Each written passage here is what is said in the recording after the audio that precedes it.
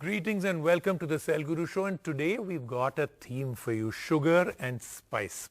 Now let me see if any of you can figure out why I'm saying sugar and spice, and then I tell you that the two main phones we are reviewing are these Micromax In Note 1 and 1B. Why sugar and spice? Think sugar as in chini. Think about the campaign, think about what all they did. We'll talk a lot about these two phones. We'll talk about that big question. Without that negative campaign that Micromax came out with, Chini Come and all of this, would these phones have stood on their own? Would they have got the kind of hype that they got at that time? Is that a good strategy for a brand that is trying to kind of reinvent themselves?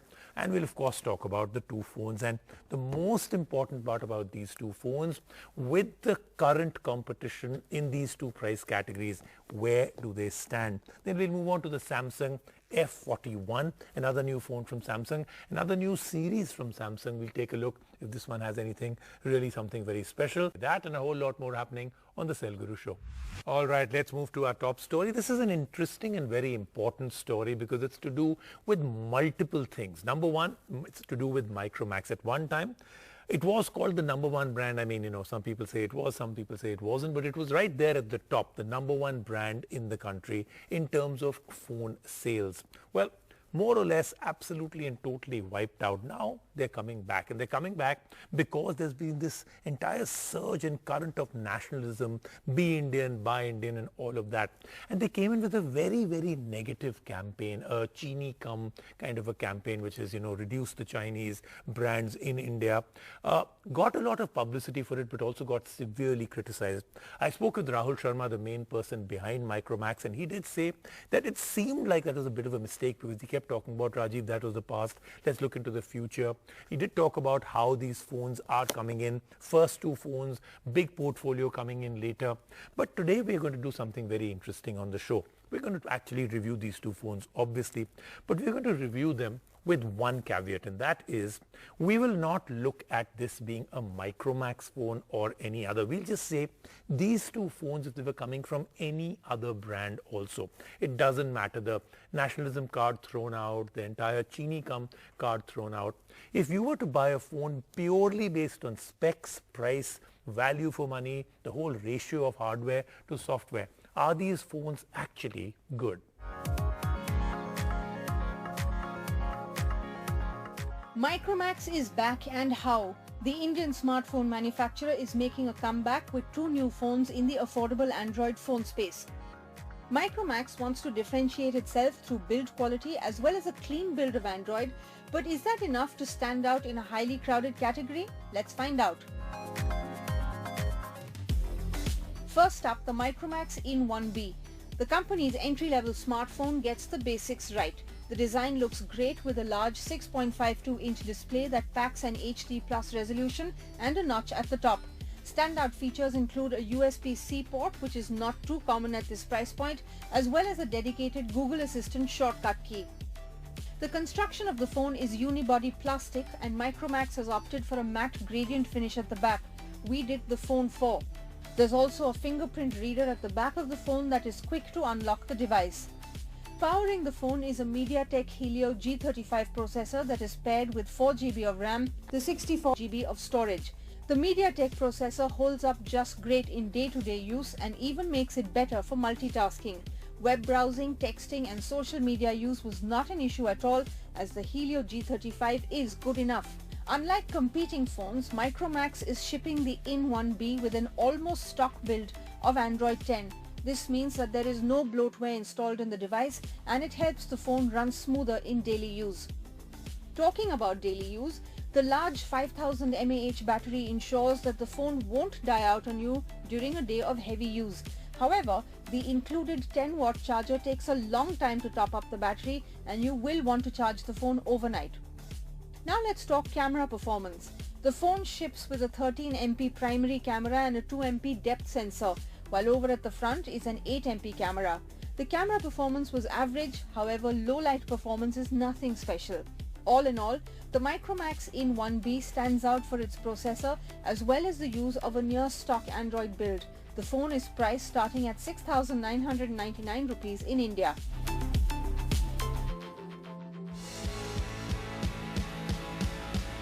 Next we have the Micromax In Note 1.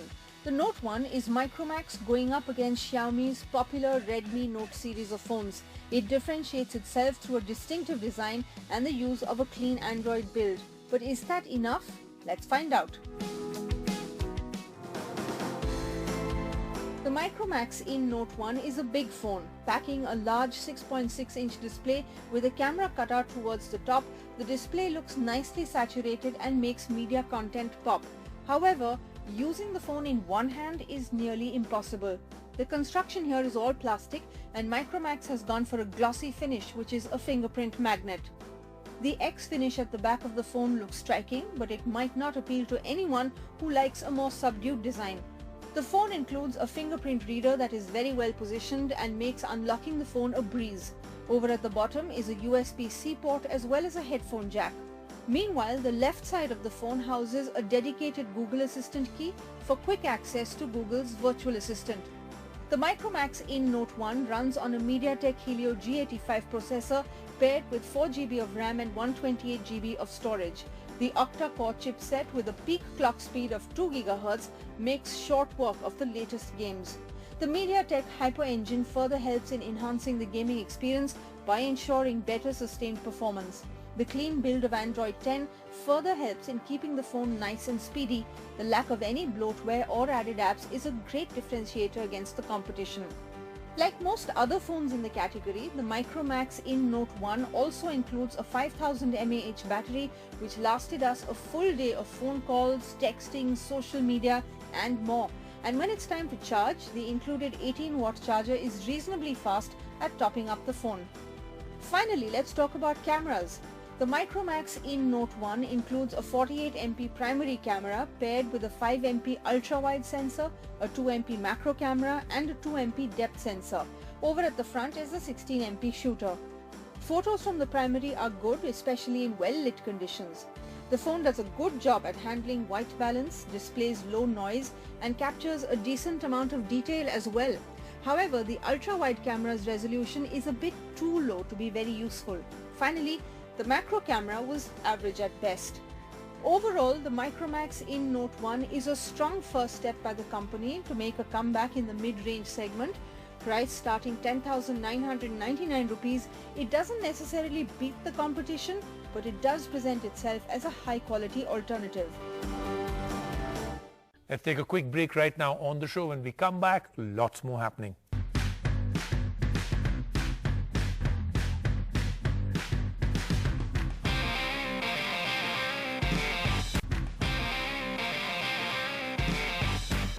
Now let's move on to a brand new phone from Samsung. This is the F41, yes.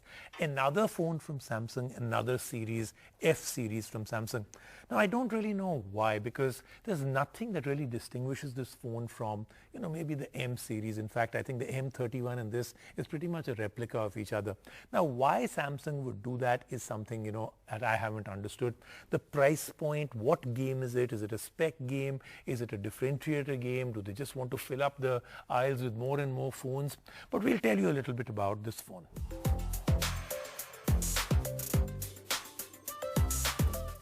Samsung seems to have cracked the formula for delivering phones at all price points and keeping customers happy. With the launch of the Galaxy F41, the Korean giant has brought to life its latest F series of devices. Here are our first impressions of the phone. With a big 6.4-inch Super AMOLED LED screen, the Galaxy F41 looks good. It has tiny bezels and an Infinity U display that houses the front camera. Viewing angles are great and the content looks vibrant and punchy on this display. An area where the F41 shines is the battery. The phone has a big 6000 mAh battery. With a 60Hz screen and a frugal processor in the Exynos 9611, the F41 is a battery beast. There is a 15-watt fast charger in the box. Here's what is missing in the phone though. The phone only has an Exynos 9611 chip, which is a mid-range chipset at best, but still manages to look good while doing everyday tasks. However, if gaming is on your mind, you should look elsewhere. The phone handles light games well, but heavy gaming will be a problem for the phone. Another thing to note is the camera performance. There is a triple camera setup on the F41. The 64 MP main sensor clicks great photos, but there are some better alternatives in the market even in this price range. The 8 MP ultra-wide sensor is disappointing and shots don't look too good. The 5 MP depth sensor is decent. However, the 32 MP front camera churns out some good-looking selfies. Running on Android 10 out of the box, the F41 is skinned with One UI. It comes in 64GB and 128GB storage variants with RAM capped at 6GB in both. Our verdict? There is a certain checklist of features that a phone must have in order to deliver perfect value, and Samsung seems to be mastering the art of it. For its price of 15,499 rupees, the Galaxy F41 ticks a lot of the right boxes while making a few compromises along the way to delivering value for money. That then is the Cell Guru show, but we've got a very, very exciting show coming up, including the brand new Vivo V20 Pro. Join me next week.